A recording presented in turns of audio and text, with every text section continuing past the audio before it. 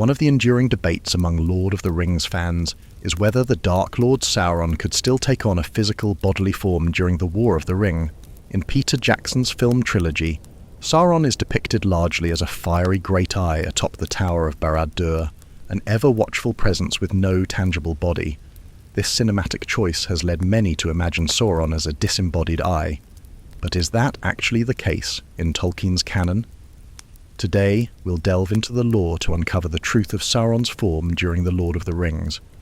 We'll explore what Tolkien's writings tell us about Sauron's physical state, examine the symbolism of the Eye of Sauron, and even look at how the films interpreted Sauron's body. By the end, we should have a clear answer as to whether the Dark Lord could walk the earth in a physical form during the events of Lord of the Rings. Sauron's physical form in Tolkien's canon. In Tolkien's books, there is strong evidence that Sauron did have a physical body during the time of the Lord of the Rings. After Sauron was defeated by the Last Alliance, when Isildur cut the One Ring from Sauron's hand, his physical form was destroyed. Sauron's spirit survived, but he was bodiless for a long time. Around the year 1000 of the Third Age, Sauron managed to take a new physical form and rise again as the shadowy necromancer of Dol Guldur. By the time of the Lord of the Rings, Sauron had re-established himself in Mordor with a rebuilt Dark Tower. All hints point to him having a corporeal presence. The books never give a full description of Sauron's new body, but several passages imply it clearly. For example, Gollum, who was captured and tortured in Sauron's lair, directly mentions Sauron's hand. Gollum recalls with horror, yes, he has only 4 fingers on the black hand, but they are enough. This chilling detail refers to the fact that Sauron's hand is missing a finger, the very finger that Isildur cut off with the One Ring. Such a specific observation could only come from Gollum having seen Sauron in person. There are other hints from various characters. Gandalf speaks of what would happen if the ring-bearer fell into Sauron's clutches, saying Sauron would have tormented you, and you would have seen it on his hand. The men of Gondor speculated that even if the Nameless One himself should come to the city, he could not enter while they still lived, indicating they believe Sauron could personally show up at the battlefield. When Sam overhears the orcs of Cirith Ungol discussing orders, one command is that the prisoner is to be kept safe and intact until he sends or comes himself. This plainly assumes that their master might come in person.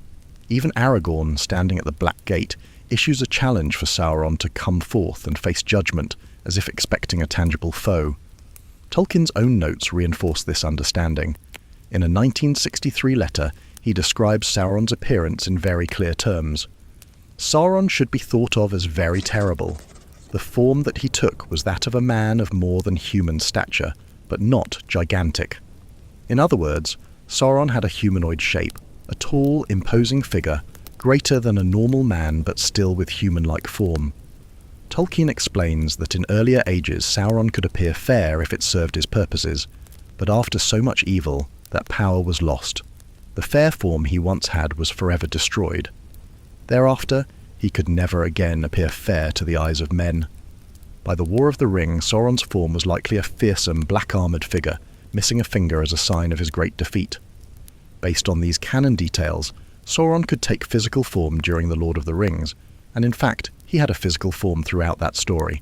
However, Sauron was cautious. He didn't personally march into battle or expose himself to danger.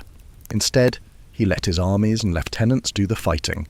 He stayed hidden in Barad, exerting his will remotely. But that will was housed in a real body, one that could have grasped the ring or physically walked out to the battlefield if he thought the risk worth it. The Eye of Sauron, symbolism versus reality. If Sauron did have a physical form, then what's with all the references to the eye in Lord of the Rings? This is where we have to distinguish metaphor from literal truth. The Eye of Sauron in the book is a symbol of Sauron's awareness and malice. It represents his vigilance, his ability to scour the world with his will, searching for the ring and probing the minds of his enemies. When Frodo looks into Galadriel's mirror, he has a vision of a single eye that slowly grew until it filled nearly all the mirror, rimmed with fire, watchful and intent. This terrifying vision is Frodo's impression of Sauron's mind searching for him. Frodo is sensing the Dark Lord's attention, symbolized as a great burning eye. But this does not mean Sauron is literally just a giant eyeball floating around. The eye was depicted on Mordor's banners, and perhaps dramatically atop Barad-dûr as a manifestation of Sauron's power. Yet behind that fiery eye was the actual being Sauron, wielding the eye as a tool. Whenever Tolkien's narrative gets specific about Sauron doing something that requires physical agency, like torturing Gollum or potentially reclaiming the ring, it becomes clear that a physical Sauron underlies the poetic eye. Peter Jackson's interpretation. Peter Jackson's Lord of the Rings movies famously show Sauron as a giant flaming eye suspended between the prongs of Barad-dûr and nothing more. This was a deliberate creative choice. Jackson felt that having an anthropomorphic Dark Lord on screen but not actually doing much might fall flat cinematically.